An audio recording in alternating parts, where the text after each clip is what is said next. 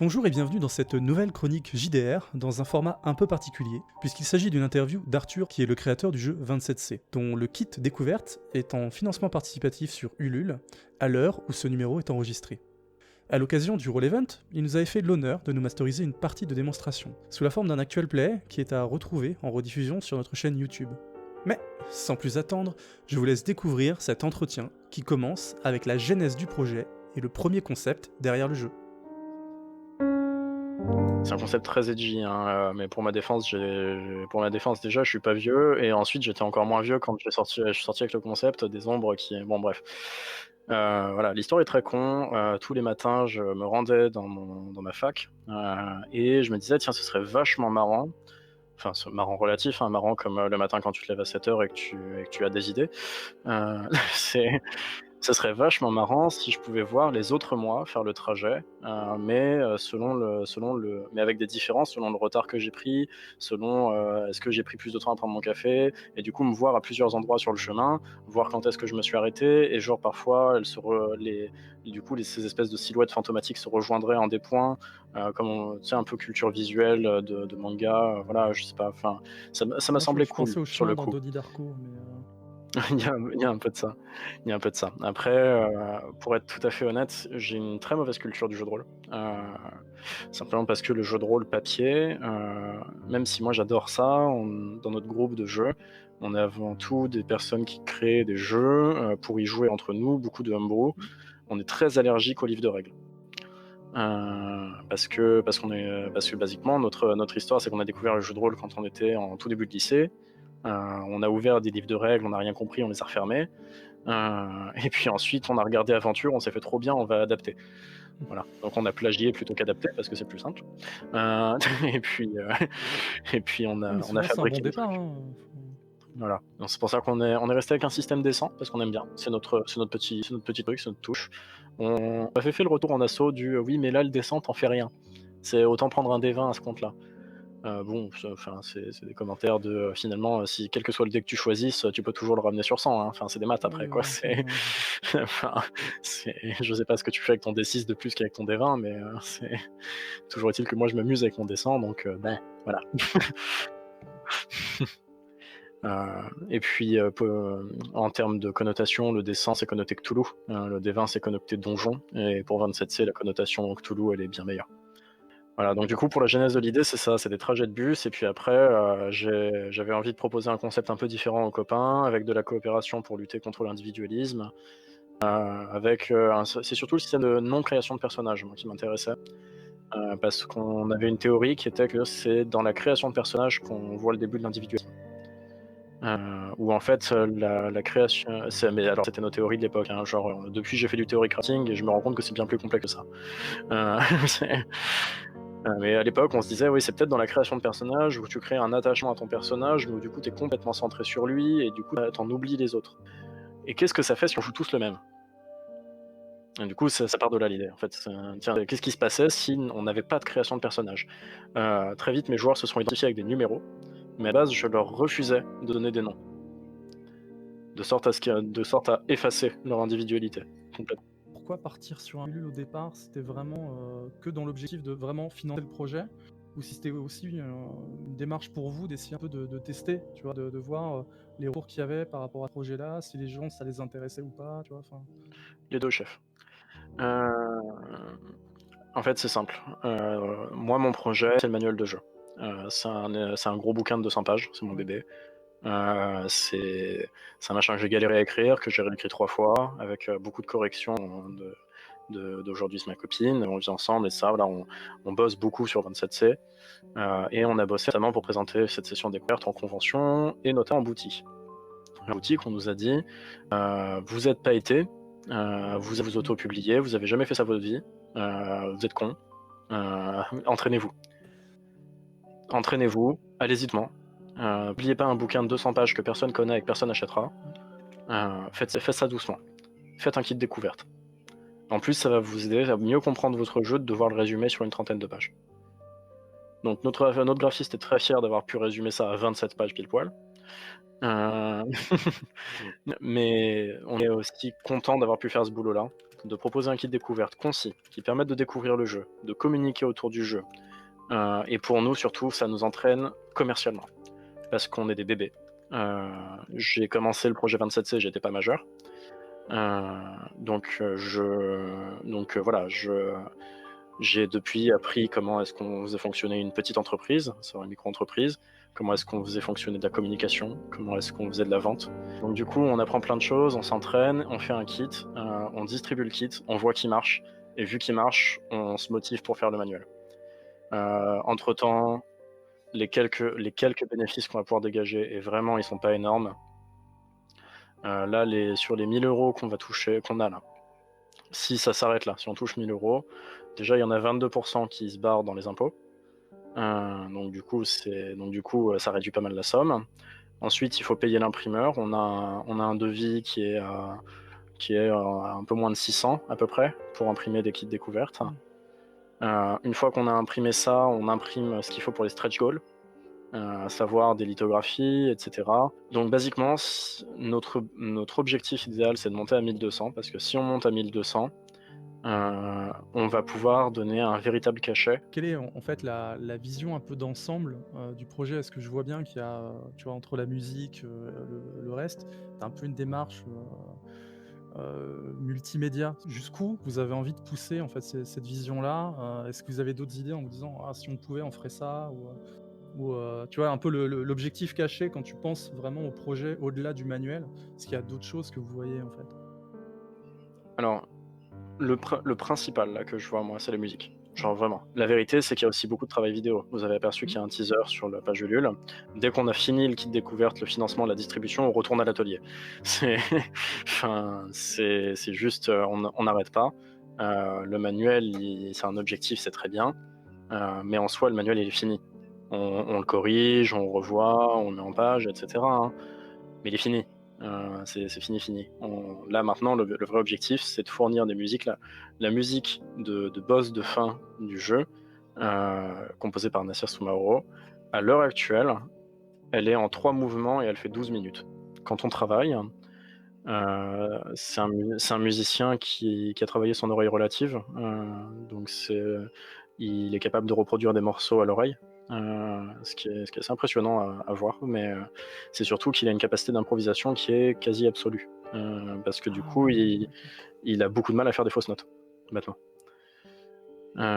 Ce qui est très très con, hein, quand même, comme problème, mais par contre, moi, je suis pas musicien du tout. Je connais pas le solfège, j'ai une culture musicale, mais ça s'arrête là, quoi. Enfin, et du coup, quand on travaille sur les musiques, je lui parle du personnage, du lieu, où je fais une description, ou ce genre de choses, comme je la ferais à des joueurs. Et il compose dessus en impro. Et après, il retravaille, etc. C'est comme ça que vous êtes retrouvé avec la musique du miroir, Ouais. avec la musique de relâchement, avec toutes ces musiques très, très douces, très calmes, avec ces descriptions un peu lancinantes. Parce qu'en fait, elles collent ensemble, elles ont été pensées ensemble. Donc en effet, ça va raconter une histoire. Plus tard dans le scénario, vous rencontrez un personnage. Pour nous, c'est Dame Celia. Dans le scénario, ce sera la dame. Et la dame, c'est un personnage qui est très curieux de tout, et notamment du monde occulte. Et du coup, ça a été très rigolo de composer son thème parce qu'au début, c'était presque très cliché. On se serait cru dans Fantasia avec un Mmh. truc très Ouais. voilà. Mais en réalité, avec le temps, ça s'est retravaillé et ça raconte une histoire du coup. Ça raconte l'histoire de ce personnage qui est toute particulière et ça lui fait un thème bien à lui. Voilà. Donc en effet, OK. il y aura de l'histoire racontée par là, il y aura de l'histoire racontée par la vidéo, parce que la vidéo est censée mettre en scène 27C. C'est 27C qu'on voit dans le teaser bleu, c'est comme ça qu'on le surnomme, suite à un combat contre un démon. D'accord, OK, ouais. Voilà. C'est pour nous l'enjeu déjà, on va se concentrer là-dessus. Quand j'ai parlé la première fois du projet à mon graphiste, il fait: «Oh trop bien, je veux faire un jeu vidéo» et je fais: «OK super, t'as 5 millions?» Heu, voilà, c'est, Après, tu peux déjà j'ai faire des trucs, enfin, sous forme de visual novel ou autre, tu sais, en conservant des effets d'image, à moindre coût aussi, donc mais c'est vrai que ouais, ça peut être compliqué, quoi. Ça, on c'est, mmh. Pour l'instant, on va se concentrer sur le jeu de rôle parce que c'est mon ouais. médium, c'est le médium que je maîtrise. Enfin pas que je maîtrise d'ailleurs, c'est le médium que je mène. Je suis pas un bon écrivain. Je suis un narrateur OK. Donc du coup, pour la nouvelle, j'attendrai de bosser ces skills-là, qu'elles soient Est-ce visuelles ou pas. Après, j'avais une 2 dernières questions. Moi, c'était plus cinématographique. Ça m'a aussi rappelé l'échelle de Jacob. Ouais, j'adore ce film. Il est trop, trop bien. Donc ça, en culture visuelle, l'échelle de Jacob, c'est très ancré. Et bien que je ne les ai jamais vus, plus tard, il va y avoir des petites allusions visuelles au Hellraiser. En effet, ça m'a marqué également. Vous pourrez probablement reconnaître, en prêtant l'œil, du Last Man, qui m'a marqué aussi. Qui est une série d'animation formidable qui est française. Tu vas probablement avoir du Dune, bizarrement, sur le vieux Dune, parce que il y a un truc sur la répétition des mots que j'aime beaucoup dans ce film, qui m'avait marqué aussi quand j'étais petit. Et pour moi, dans la manière de faire les rituels, j'aime énormément l'espèce d'intensité qu'ils mettaient dans leur voix. Ça m'a beaucoup marqué. Si, bah, c'est évidemment Berserk. Voilà. Enfin, genre, évidemment. Il y a du démon partout, voilà, il y a du Doom, mais on y va doucement. Le premier démon, c'est un maraudeur qui dit pas son nom, hein. Enfin, c'est pour faire peur. C'est pour faire peur. Ouais, parce qu'après, moi, si tu veux, ça m'amène un peu une autre question, justement, parce que dans la conception de certaines des mécaniques, sans que la remarque soit péjorative, parce que des fois, je sais que ça peut faire le parallèle peut embêter. J'ai trouvé pas mal de mécaniques de jeux vidéo, en fait, Ouais, notamment ouais. tu vois, dans les mécaniques d'écriture, sur le scénar découverte, en fait, tu vois, sur la gestion des signes et des feedbacks. Pour guider le joueur, tu vois, sur le côté, on va dire, construction de l'avatar, par le biais de certains, bah, tu vois, certains signes, notamment quand tu vois dans le miroir et ainsi de suite, où tu choisis les choses. Je me suis retrouvé un petit peu comme ce qu'on a dans certaines constructions de jeux vidéo. Et donc justement, je me demandais à quel point, tu vois, ce parallèle est voulu ou pas. Et surtout, moi, ça m'a rappelé, alors je sais pas si tu l'as fait, ça m'a rappelé l'expérience de Silent Hill sur Wii. Quand tu vois, tu as les sessions chez le psy, tu vois, où tu construis les décors que tu vas voir au fur et à mesure. Et moi, ça m'a rappelé beaucoup ça, tu vois, dans l'ambiance entre les Il y a différents ça, mondes et j'ai ainsi pas de joué le suite. jeu, on me l'a raconté après, Ouais, mais en effet, ça m'a beaucoup amusé de voir ce rapport-là. En effet, il y a beaucoup de références aux jeux vidéo. Moi, je sais pas, chez Silent Hill que je suis allé piocher, c'est dans The Evil Within. Voilà, c'est plutôt ma référence à moi, le 1 comme le 2. Visuellement, m'ont beaucoup inspiré. Et dans les Souls. Voilà, dans tout le From Software, c'est là mon Dark Fantasy, il est là. Après, c'est beaucoup de culture visuelle de cinéma, oui. un peu de littérature de chez Maître Poe. Euh, et en fait, c'est tout ce melting pot, surtout très détaché du jeu de rôle, qui font qu'on a dû recoller des mécaniques de jeu de rôle avec notre game designer sur un projet qui en est détaché, en fait, qui a presque une certaine incohérence avec le jeu de rôle, pas au sens péjoratif du terme, j'entends. Il y a une semaine, on a fait un live avec Synapse qui a fait la couvée. Euh, et il me disait en off, 27C, c'est vraiment un film que j'aurais voulu voir. Je sais pas si c'est un jeu, mais c'est un film que j'aurais voulu voir. Il fait, bah oui, oui, évidemment, bien sûr, je comprends l'impression. Un scénario de 2 heures qui se fait avec full narration, avec création partagée, hyper narratif. Oui, ça fait film. Et avec la création, ça fait jeu vidéo. On vit avec. C'est ma manière de faire mon game design. Je le vis bien. Bah après, moi, je trouve que c'est des mécaniques qui marchent, hein. C'est pas. C'est pour ça que je disais que c'était pas péjoratif, parce que des fois, t'as des gens qui peuvent le prendre mal, dans le sens, tu sais, des fois, sur ces cloisonnements que certains peuvent avoir. Ah oui, non, c'est surtout, faudrait pas regarder les autres médiums, c'est horrible. Oh non. Alors qu'il y a beaucoup à apprendre du jeu vidéo. Il y a beaucoup à apprendre. Le jeu vidéo a beaucoup à apprendre du jeu de rôle. C'est ce qu'ont essayé de montrer Cyberpunk, Witcher. C'est ce qu'essayent des gros RPG, mais qui ratent terriblement. Parce que t'as pas cette liberté du jeu de rôle en fait, la machine peut pas improviser un scénario. La machine peut pas improviser un PNJ au dernier moment, elle est obligée de les avoir Pour le prévus. moment, mais on va y arriver. Euh, Après, c'est. Il y a, il y a un adage en droit que je trouve formidable. Je suis en master de théorie du droit et du coup on est très aérien, hein, sur notre perception du droit, mais qui s'apporte très très bien sur les théories de théorie crafting en jeu de rôle. parce qu'il y a tout un rapport à la règle qui est très intéressant.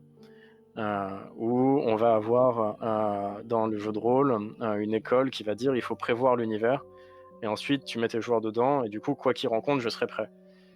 Et il y a un adage en droit qui dit celui qui pense avoir tout prévu manque d'imagination. Et je trouve ça formidable. C'est l'idée que des juristes se soient dit on peut pas faire de règle absolue. Il y a forcément un ego qui va venir avec une interprétation qu'on n'aura pas vue. Enfin, c'est évident. C'est- Voilà. Donc c'est un peu mon point de vue aussi avec ces règles souples, avec cette interprétation du moment, avec cette construction partagée sur quel monstre vous allez trouver. J'ai eu beaucoup de minotaures sur ce monstre. Le pire que j'ai eu, c'était une tortue à cornes. Et justement, avec ce rapport un petit peu, tu vois, épuré tu vois, par rapport au lancer de dés, par rapport au reste, ces mécaniques, voilà, très visuelles, en fait, sur plein de choses, est-ce que vous pensez pas avoir fait un jeu pas mal adapté, en fait, aux actual play, au final? C'est une excellente question. Je sais pas si on a fait un jeu adapté aux actual play, je pense. Si, je pense. En réalité, je pense, parce qu'on pourrait très bien, en plus, imaginer quelque chose avec un stropole sur les choix, ou je pense plutôt qu'on s'est, entre très gros guillemets, perverti au format actual play, parce qu'on a beaucoup fait jouer en convention. C'est un scénario, je l'ai fait jouer, je sais pas, des dizaines de fois. Toutes les sessions sont très curieuses parce qu'elles se ressemblent sans se ressembler. C'est parce que, bah, évidemment, la structure est la même, mais vu que toute la création est différente, toute l'interaction est différente, toute l'attitude est différente, c'est toujours intéressant de voir la manière dont ça se développe. Mais du coup, en effet, avec le temps, c'est possible qu'on ait eu un rapport à ce jeu tellement distant, tellement dans la narration, tellement fluidifié finalement, tellement si peu dur mécaniquement finalement, que ça en devient un peu une guimauve à actual play, en effet. C'est cette espèce de truc. Non, mais guimauve dans le sens bonbon, tu vois. C'est un bonbon, c'est facile à prendre, quoi. Enfin, c'est facile à entendre, c'est facile à faire. Je me suis jamais retapé un actual play en entier parce que ma voix m'insupporte. Mais de manière générale, j'aime bien entendre les petites phases de roleplay entre joueurs quand je traîne sur mon téléphone. Je me dis, tiens, je me rappelle plus ce qu'ils avaient fait à la création de perso, je vais aller regarder un coup. Cette notion un peu de plan séquence, enchaînement, c'est vraiment pour le scénar, de découverte ou c'est une patte? C'est une patte. Ouais, C'est une OK. patte. La phrase un instant plus noir que la nuit s'impose à vous, ça m'a suivi après que j'ai fait la campagne avec mes amis. Dès que dans un autre jeu de rôle, ils perdaient connaissance ou qu'il y avait un truc chelou qui se passait, ils disaient et là, un instant plus noir que la nuit. Mais c'est infernal. Mais oui, c'est une patte par contre. Oui, Ouais. ça revient dans le scénario, ça revient dans le scénario, l'idée c'est d'avoir ce truc qui va revenir de passage. En fait, la narration qu'on propose suit moi des théories de théorie crafting de jeux de rôle qui traitent des schémas narratifs, des schémas d'évolutivité narrative. Le schéma d'évolutivité narrative de 27C, c'est le schéma en chapelet. Pour vous donner une idée, vous avez le schéma linéaire qui va faire en forme de couloir. Les joueurs évoluent dans le couloir, font des hauts, des bas, mais vaguement ils évoluent dans le couloir. Vous avez le schéma en cône, où les joueurs ont un point de départ et ils doivent arriver quelque part. Vous avez le schéma en arène, où les joueurs sont lâchés au milieu d'une arène et font des trucs. Vous avez le schéma en ovale, où les joueurs démarrent d'un point, doivent arriver à un autre, et entre deux, on ne sait pas trop. 27C, c'est un schéma en chapelet, où vous avez des bulles qui se suivent, avec des points qui relient les bulles. Où du coup, chaque scénario, chaque scène en fait, parce que dans le 27e on le propose en acte et en scène, comme pour un découpage de pièces de théâtre, même si en réalité proposer des séquences finalement serait presque plus honnête. Euh, Chaque scène est libre d'interaction à l'intérieur, de sorte que par exemple la première rencontre avec le démon, vous pouvez la faire de n'importe quelle façon. Vous vous êtes planqué, avez trouvé le rituel, mais pour beaucoup, la rencontre se solde par un affrontement direct avec le démon. En l'occurrence, vous avez fait un démon tellement flippant que vous ne l'avez pas affronté. Mais pour beaucoup, ils se retrouvent à tabasser le Minotaure qu'ils viennent de créer. Quoi qu'il en soit, du coup, cette scène, elle peut être jouée de plein de manières différentes. Mais quoi qu'il en soit, elle débouche sur la scène de l'hôpital. Et la scène de l'hôpital peut être réglée de plein de manières différentes, mais débouche sur la scène de la ville. Et une fois qu'on est dans la ville, on peut faire ce qu'on veut. De toute façon, ça débouche sur le miroir. En l'occurrence, dans 27C, les passages sont une des thématiques importantes, enfin une des mécaniques importantes, mais je vous laisserai le découvrir tout ça dans le manuel le jour J. Et au final, ouais, vous êtes combien dans l'équipe? Combien on est? Alors il y a Juliette et moi évidemment, on écrit. Juliette est aussi notre community manager sur les pages Facebook et aussi Instagram, mais moins. Instagram et Twitter, c'est notre graphiste qui s'en occupe, qui s'appelle Adrien. Il travaille du coup non seulement en tant que community manager, mais aussi il travaille à la mise en page, à l'illustration et à beaucoup d'autres choses. C'est lui qui fait les fiches, c'est lui qui a fait le logo, etc. etc. C'est lui qui fait par exemple les ombres qu'il y a sur vos fiches. Voilà, ça fait partie des illustrations qu'il a faites. Et il travaille avec 2 illustratrices. Il y en a une qui a fait les lithographies que vous pouvez voir sur le Ulule. Voilà, et donc notre 3e illustratrice, elle a fait des illustrations qui sont à l'intérieur du bouquin pour le coup. Elle a une très belle patte elle travaille avec un boulot qui fait un peu brut. Du coup, ça donne des illustrations très fortes. Et elle a également fait l'illustration de fin où elle illustre le miroir. Voilà. Ou du coup, dans le manuel, ce qu'on fait pour les scénarios, c'est que pour chaque scène, par exemple, là, vous avez ici la première scène qui s'appelle Naissance, où vous avez une maquette du scénario dans laquelle on présente le résumé du scénario, de la scène, ce qui doit se passer dedans, les lieux, les personnages en cause. Sur l'autre page, vous avez les musiques. En l'occurrence, c'est la musique mystère. Enfin, c'est pas la musique est connue, hein, c'est juste qu'elle s'appelle mystère. Des propositions de choix, et c'est là aussi que vous avez d'annoncer les événements, donc les affrontements, les rituels, les énigmes, etc. Après cette maquette, la page qui suit, c'est une illustration et une proposition narrative. La proposition narrative, c'est pas mot pour mot, mais c'est presque mot pour mot, moi qui présente la scène. Où basiquement, la meneuse n'a plus qu'à lire, en fait. Si vraiment elle sait pas quoi faire, elle peut juste lire. Mais ce qui est intéressant, c'est que du coup, avec cette première maquette, c'est complètement libre d'interprétation. Les décors sont laissés à l'interprétation, les ennemis sont laissés à l'interprétation, les personnages sont laissés à l'interprétation de la meneuse. Il y a juste les essentiels de ce qui est important pour que le scénario se déroule. De sorte que quand un ami à moi fait jouer le jeu, il fait démarrer ça dans une loge de théâtre, plutôt que dans des toilettes publiques. Voilà, donc on peut complètement changer tout le skin, toute l'apparence en fait du jeu. Qu'est-ce que je veux dire? Oui, pour l'équipe. Donc il y a Juliette, moi, Adrien, les deux illustratrices. Ensuite, on a Alban Damien, le game designer, qui est chez Des Mille et des Cents, dont je vous ai parlé. Nassir Kellyan, qui est Sumaoro, qui est à la musique, qui fait un travail quand même appréciable. Et après, c'est l'équipe de cinéma.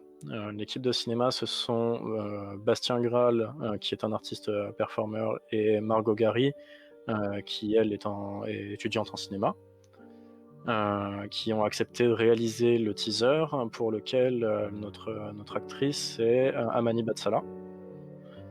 On a un acteur de plus qui s'appelle Luca Dornet, qui est lui pour le coup qui se destine à être acteur, qui est très investi, qui est très chouette, et qui nous a aussi aidé notamment parce que il a de la famille qui fait de la régie lumière, donc il nous a beaucoup aidé pour toute l'installation dans la salle pour donner un effet bleu. C'est pas de post-prod, il faisait vraiment très bleu dans la salle.